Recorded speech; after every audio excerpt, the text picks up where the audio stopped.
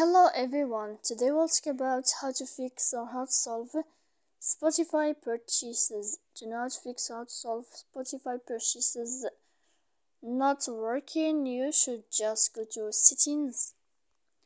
After that you click apps, default apps, app settings. After that you will enter to the window of Spotify here and you will click. You will find it here.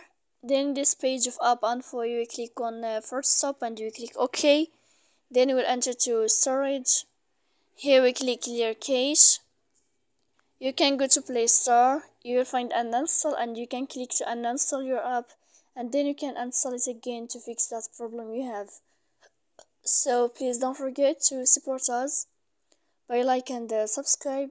See you next time in another video, and thank you for your attention.